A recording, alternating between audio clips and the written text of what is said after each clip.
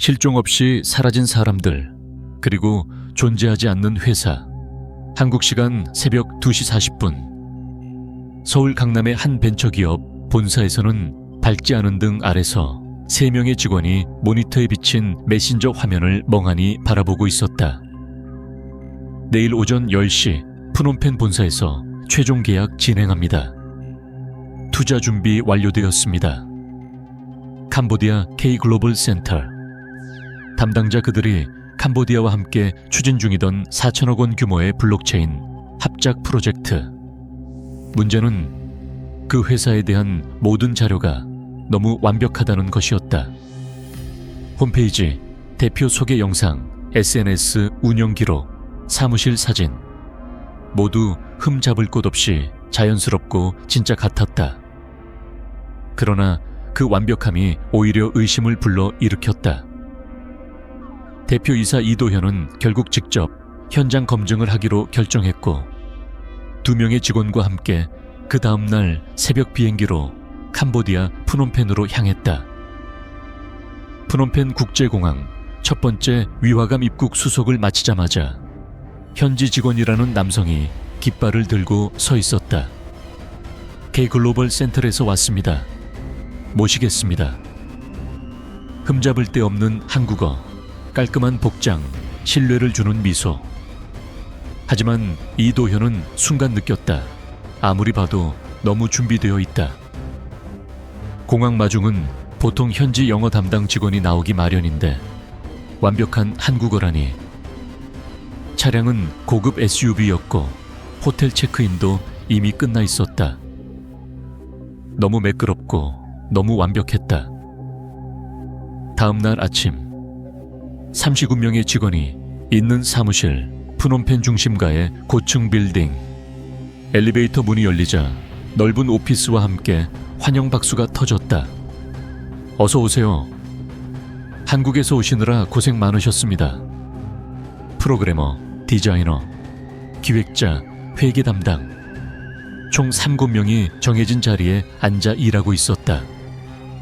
모니터에는 시스템 로그가 흐르고 회의실에서는 영어와 크메르어가 섞여 회의가 진행 중이었다.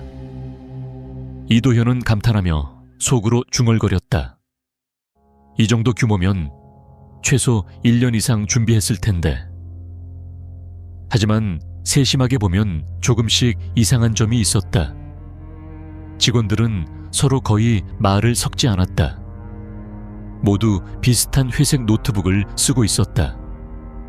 모니터 화면에 떠있는 코드들은 이상할 정도로 단순했다. 그리고 누구도 책상에 개인 물건이 없었다. 사진, 컵, 볼펜, 메모지, 심지어 물 한 컵도 없었다. 너무 깨끗한 책상, 너무 얇은 흔적. 점심시간 사라진 직원들. 오전 일정을 마치고 12시 정각. 직원들이 점심을 먹으러 나간다며 자리에서 일어섰다. 이도현은 화장실을 다녀오며 복도를 스쳐 지났고 문득 뒤를 돌아보는 순간 온몸이 굳어버렸다. 방금 전까지 39명으로 꽉 차 있던 사무실이 텅 비어 있었다. 책상은 정리된 상태 그대로. 노트북은 켜져 있지만 화면은 전부 로그인 화면. 모든 의자, 모든 서류, 모든 사람. 흔적 없이 사라져 있었다. 마치 39명이 동시에 프로그램처럼 종료된 것처럼. 이도현은 숨을 삼켰다. 점심을 먹으러 나간 거라면 6명씩 함께 움직이는 것이 자연스러운데 건물 로비에서도 엘리베이터에서도 아무도 보지 못했다. 그리고 그때 조용히 울리는 진동음. K-글로벌 센터 담당자에게 보낸 메시지였다. 점심시간이라 모두 이동했습니다. 오후 2시에 다시 자리합니다. 하지만 답장 시간은 방금 사라진 직후 10초 뒤였다. 너무 빠른 응답, 너무 정확한 타이밍. 그리고 누군가 지켜보고 있었다. 복도 끝 창문 너머 건너편 건물 옥상에서 검은 옷을 입은 남자 한 명이 사무실을 바라보고 있었다. 그는 마치 3지 9명 전체를 조종하는 감독자처럼 팔짱을 끼고 조용히 미소를 짓고 있었다. 그 순간 이도현은 깨달았다. 여기는 회사가 아니다. 이건 누군가를 속이기 위해 만들어진 세트장이다. 그러나 그는 아직 몰랐다. 그 완벽한 세트장 뒤에서 더 거대한 조직이 그를 기다리고 있다는 것을. 이도현은 텅 빈 사무실 한가운데에서 한동안 말을 잃고 서 있었다. 방금 전까지 분명히 선비 9명의 직원이 활발하게 움직이며 일하고 있었다. 그들의 키보드 소리, 회의실의 대화, 프린터 돌아가는 소리까지 분명 실제였다. 하지만 지금 들리는 것은 에어컨의 낮은 진동음뿐이었다. 그는 실습실처럼 똑같은 책상 배열을 천천히 훑어보았다. 모든 의자가 책상 안쪽으로 딱 붙여 정리돼 있었고 노트북들의 화면은 모두 같은 파란 로그인 창이 떠 있었다. 마치 누군가 일제히 작업 종료 버튼을 눌러둔 것처럼 완벽했다. 그때 같이 온 직원 은지혜가 떨리는 목소리로 말했다. 부장님, 이거 좀 이상한데요. 저는 분명 아까 그 디자이너 팀장님한테 명함도 받았거든요. 근데 여기 명함 종이가 너무 새 거예요. 냄새도. 그녀는 명함을 코에 대고 맡았다. 마치 인쇄소에서 방금 꺼낸 것 같은 잉크 냄새가 났다. 이도현도 종이를 비춰보았다. 종이질은 얇고 값어치가 없었다. 실제 회사 명함이라면 절대 쓰지 않을 퀄리티였다. CCTV는 그들을 보여주지 않았다. 의심이 극에 달한 이도현은 빌딩 관리 사무소로 내려가 CCTV를 확인해달라고 요청했다. 관리자는 웃으며 흔쾌히 허락했고 그들은 로비 CCTV 화면 앞에 앉았다. 직원들이 점심 먹으러 내려간 장면을 보시면 하지만 모니터에 재생된 화면에는 아무도 나오지 않았다. 오전 9시부터 12시까지 그 사무실 출입문에는 한국에서 온 이도현 일행 셋만 찍혀 있었다. 잠깐만요. 이럴 리가 없는데. 지혜는 입을 틀어막았다. 이도현은 모니터에서 눈을 떼지 못한 채 낮게 중얼거렸다. 그러니까 우리가 본 선미거명은 CCTV에 존재하지 않는다는 겁니까? 관리자가 어색한 미소를 지었다. 카메라가 고장났나 아니면 각도가. 하지만 관리자의 눈빛은 분명 흔들리고 있었다. 문제는 여기서 끝이 아니었다. 그들이 사무실로 다시 돌아가려는 순간 엘리베이터 안에서 지혜가 갑자기 소리쳤다. 잠깐만요. 아까는 19층이었잖아요. 근데 지금 버튼엔 19층이 없어요. 엘리베이터 패널에는 18층 다음이 20층이었다. 19층 버튼이 사라져 있었다. 이도현은 얼어붙었다. 몇 시간 전 그가 직접 누르고 올라갔던 19층. 그곳에 있던 사무실, 사람들. 도대체 뭐가 어떻게 된 것인가? 그는 강제로 열린 버튼을 누르고 다시 로비로 내려왔다. 그리고 빌딩 안내도를 확인했다. 19층 비어있음, 웨이켄. 임대되기 그 순간 등줄기가 서늘해졌다.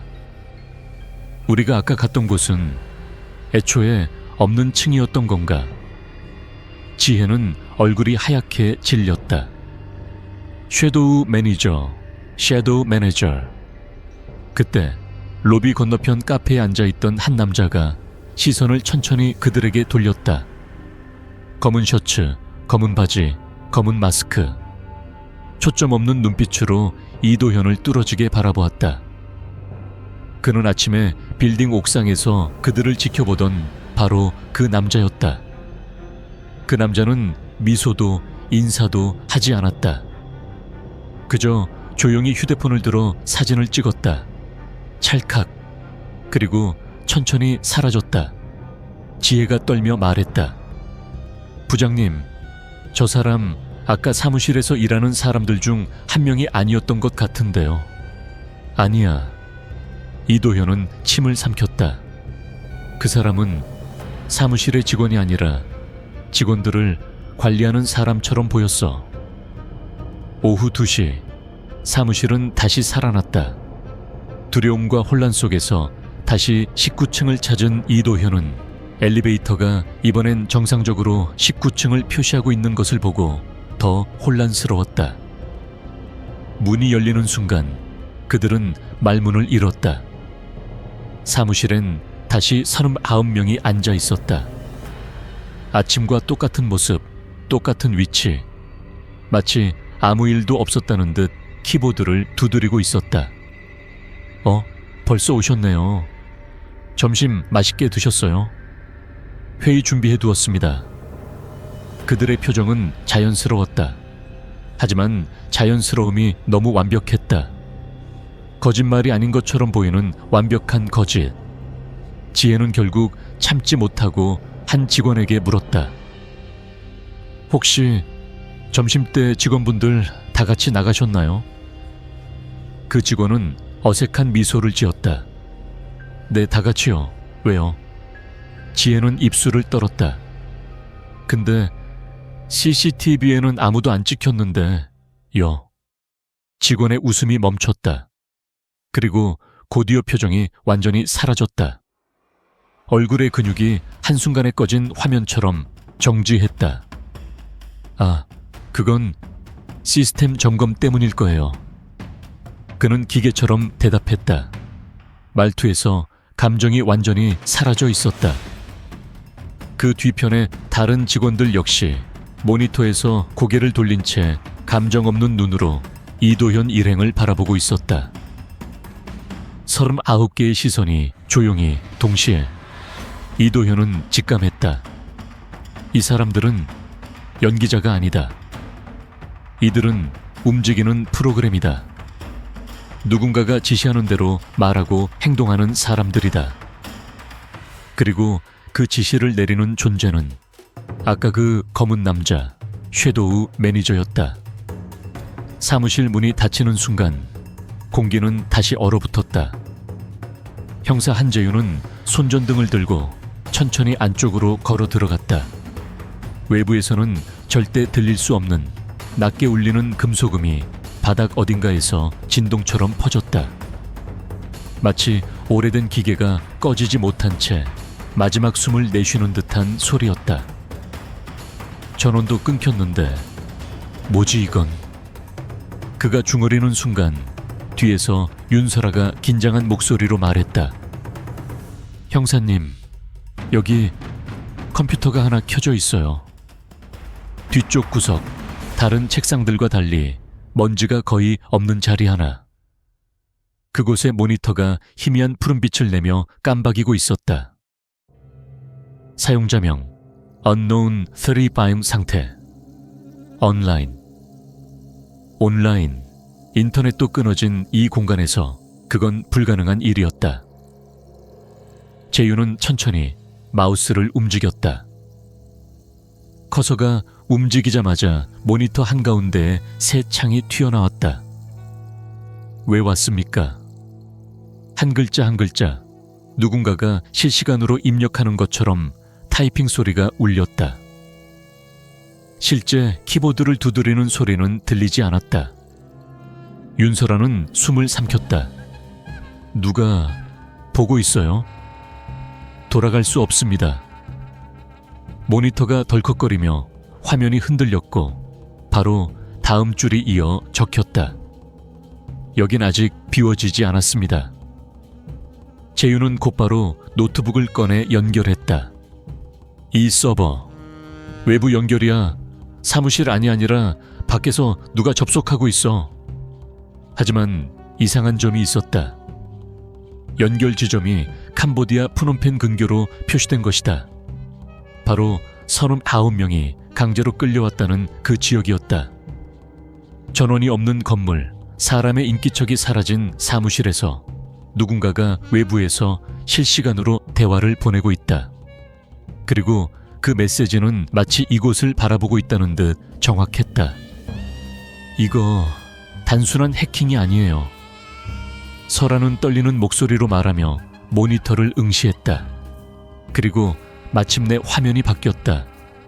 새로운 메시지가 나타나기 시작했다. 우린 돌아갈 수 없었습니다. 하지만 누군가는 나가야 했습니다. 그래야 우리가 여기 있다는 걸 알릴 수 있으니까. 문장이 끝나자마자 화면이 번쩍이며 CCTV 영상 하나가 재생되었다. 사무실 천장 모서리에 달린 카메라에서 찍힌 화면. 시간 표시는 39일 전. 3일 9명으로 보이는 사람들이 각각 책상에 앉아 있었다. 모두 동일한 이어셋을 쓰고 동시에 무언가를 말하고 있었다. 그러나 표정에는 생기가 없고 몸짓은 기계처럼 일정했다. 콜센터 같은데. 설아가 중얼였다. 그때 화면 속 한 남성이 갑자기 자리에서 일어났다. 그의 얼굴은 공포로 일그러져 있었다. 주변 사람들은 그를 보지 못한 듯 일제히 여전히 스크립트를 읽고 있었다. 그리고 화면의 자막처럼 글자가 더 씌워졌다. 그날 첫 번째로 사라진 사람. 영상 속 남자는 통로 쪽으로 뛰었다. 하지만 출입문은 잠겨 있었고 그는 절망적으로 문을 두드렸다. 뒤에서 무언가가 다가오는 그림자가 보이자 그는 비명을 질렀다. 그러나 소리는 들리지 않았다. 카메라는 그 비명을 기록하지 못한 것처럼 침묵했다. 영상은 검게 변했다. 우리는 모두 알고 있었습니다. 오늘의 순번이 누구인지. 재윤은 이마를 짚었다. 이건 누군가 내부에서 찍어서 남겨둔 거야. 하지만 왜? 그때 모니터가 다시 깜박이며 또 다른 문장을 적었다. 39명이 사라졌다는 기사 본 적 없죠? 왜냐면 아무도 실종 처리되지 않았으니까요. 여기 있는 사람들은 원래 존재하지 않는 사람들이었습니다. 설아가 경악한 목소리로 물었다. 존재하지 않는 사람, 그게 무슨 우릴 만든 건 그들입니다. 목소리만 있으면 된다고 했습니다. 그래서 이름을 없애고 기록을 지우고 존재를 버렸습니다. 그리고 마지막 메시지가 천천히 화면에 새겨졌다. 우린 이 사무실에 남겨진 목소리들입니다. 당신들처럼 세상에 돌아가고 싶습니다. 그 순간 어둡고 텅 빈 사무실 안쪽에서 작은 속삭임이 들리기 시작했다. 전기가 끊긴 헤드셋들. 책상 위 수십 개의 헤드셋 중 하나가 아무도 없는 공간에서 켜져 있었다. 그리고 이어폰에서 나온 목소리는 낯설고 동시에 너무나 생생했다. 제발 우리를 찾아줘요. 재윤과 설아는 동시에 뒤돌아봤다. 그러나 그곳에는 아무도 없었다. 빛도 그림자도 숨소리도 오직 남겨진 목소리만이 사무실을 메우고 있었다. 이어셋에서 흘러나오던 속삭임은 사무실의 침묵을 갈라놓았다. 전원이 완전히 끊어진 공간에서 작동할 이유가 없는 기계가 내는 목소리. 윤설아는 숨을 멈춘 채 재윤에게 속삭였다.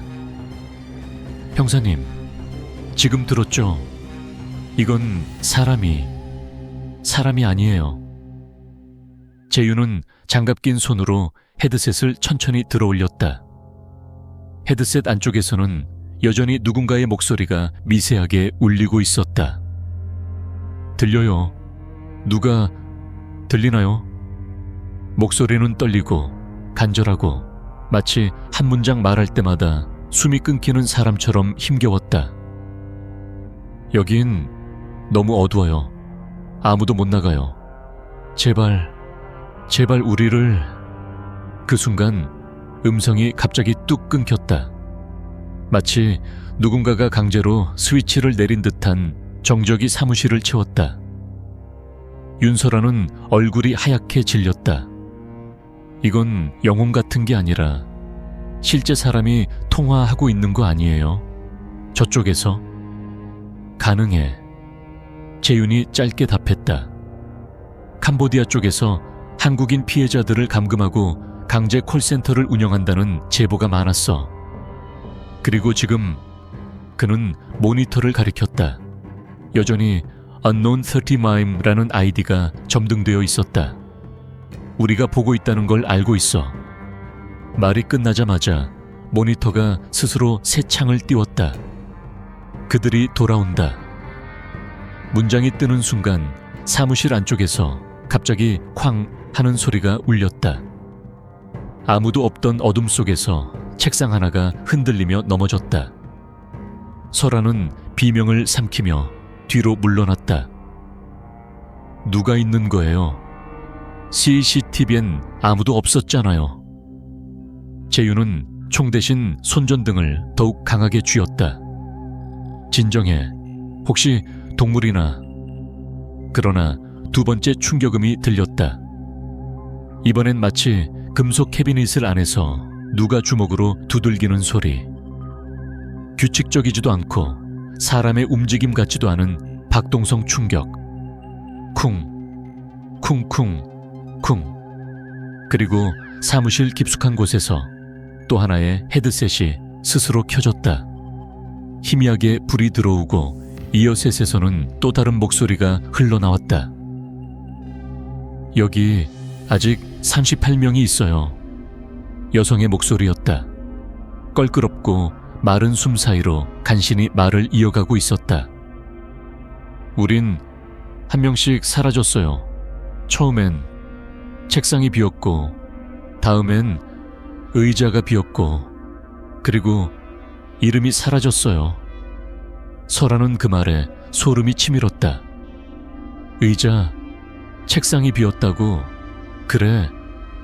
재윤은 주변을 천천히 훑으며 말했다. 여기 책상 수가 정확히 39개야. 의자도. 그런데 그는 멈추고 바닥을 가리켰다. 8번째 책상. 먼지가 없어. 누가 최근에 앉아 있었던 것 같아. 그럼 여기 누군가 있었던 거예요? 지금까지도? 설아의 질문에 답하듯 헤드셋 속 목소리가 이어졌다. 그 사람은 마지막으로 한국에 신호를 보냈어요. 살려달라고. 자리에서 일어나 도망치려 했는데 목소리가 갑자기 떨렸다.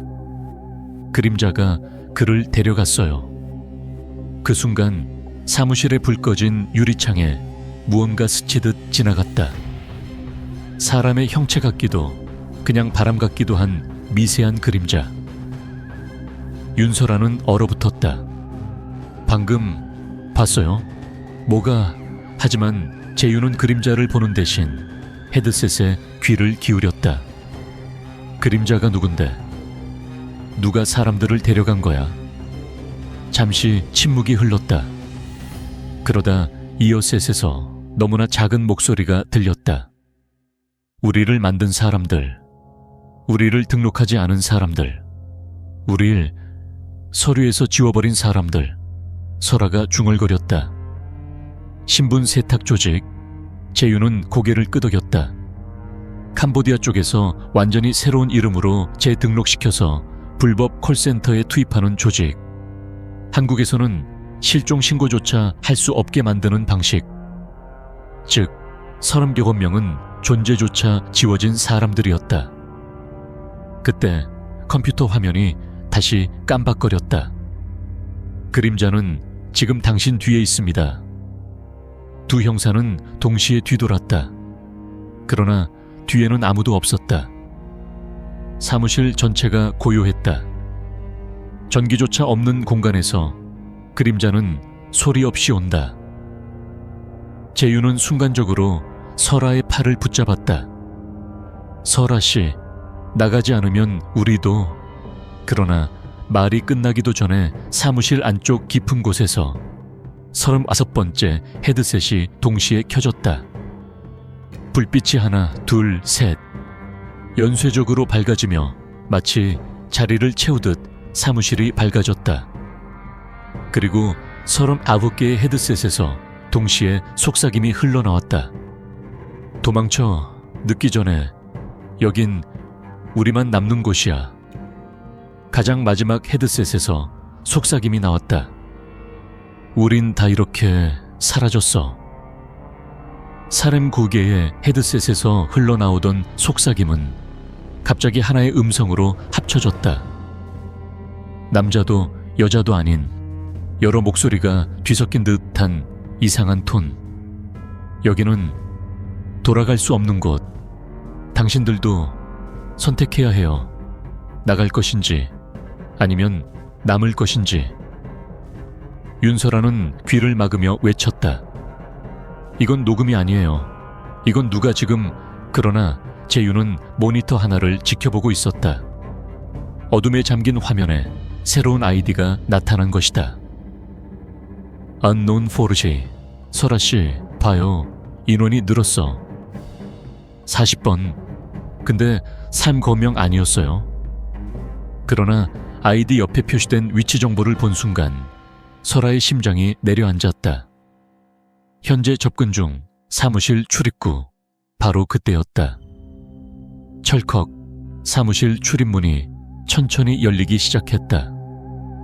아무도 열지 않았지만 문은 스스로 밀려 들어오는 듯 움직였다. 셔터 같은 불빛 아래 희미한 사람, 그림자가 문 너머 복도에 서 있었다. 재윤은 즉시 손전등을 들이대며 경고했다. 멈춰, 움직이지 마. 그러나 그림자는 빛이 닿자 사라졌다. 마치 처음부터 형체가 없었던 것처럼. 그와 동시에 사무실 안에 있는 39개의 헤드셋이 일제히 떨어져 바닥을 굴렀다. 철썩, 철컥, 딸깍. 기계가 아니라 살아있는 무언가가 몸부림치듯 요동쳤다. 그리고 각 헤드셋에서 다른 목소리가 흘러나왔다. 내 자리가 없어졌어. 여기서 나가면 또 다른 내가 된다. 그들이 서류를 바꿔버려. 이름을 잃으면 돌아갈 수 없어. 목소리의 파편들 속에서 설아는 단 하나의 문장을 또렷하게 들었다. 37번째는 이미 선택했어. 뭐라고요? 누가? 설아가 소리쳤다. 그리고 모니터가 자동으로 켜지더니 캄보디아 현지의 한 허름한 건물이 화면에 떠올랐다. 그 안에는 철창으로 막힌 사무실, 그리고 책상 앞에 앉아 컴퓨터를 두드리는 수십 명의 남녀. 재윤이 낮게 내뱉었다. 불법 콜센터, 실제 인질들이다.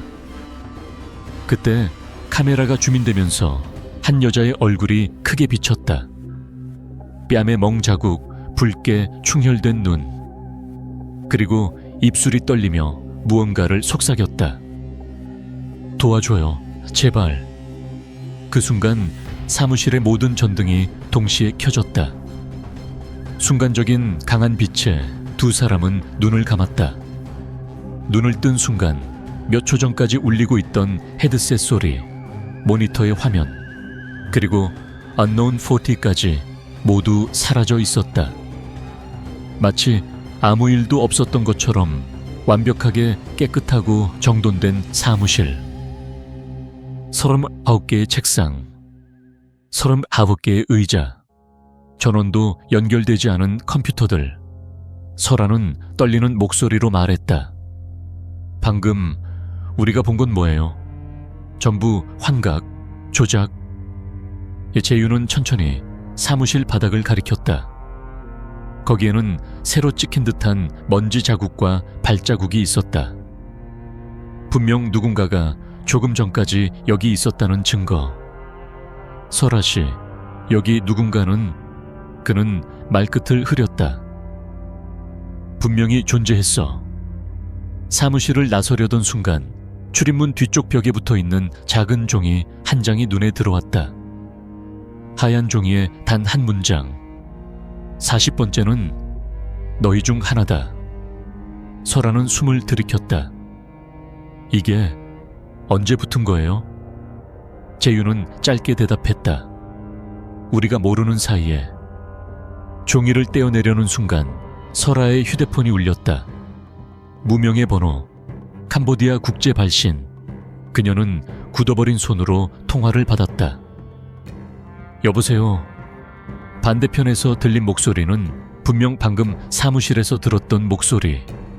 덜컹거리는 숨, 떨리는 속삭임. 당신 자리 이미 준비됐어요. 뚝. 통화가 끊겼다. 사무실 안의 공기가 갑자기 무겁게 내려앉았다. 재윤조차 말문이 막혔다. 설아는 휴대폰 화면을 바라보며 중얼거렸다. 이제 40명이라는 뜻인가요? 재윤은 아주 천천히 고개를 끄덕였다. 누군가는 이미 목록에 올랐어. 그 순간 건물 복도 끝에서 낯선 남자의 실루엣이 서 있는 것이 보였다. 빛이 없는 그 그림자는 천천히, 아주 천천히 두 사람 쪽으로 걸어오기 시작했다. 발소리는 들리지 않았지만 그 존재감만은 숨을 멎게 만들 만큼 강렬했다. 재윤은 설아를 뒤로 감싸며 말했다. 도망쳐, 지금 당장. 설아는 마지막으로 사무실을 깔끔한 눈빛으로 돌아보았다. 텅 빈 책상 서마 밖에, 그리고 설아의 심장 속에서 울리는 불길한 확신. 여기서 사라진 39명은 결코 유령이 아니었다. 문이 닫히는 순간 사무실 안에 컴퓨터 하나가 홀로 켜졌다. 그리고 화면에 새 아이디가 등록되었다. A unknown follower.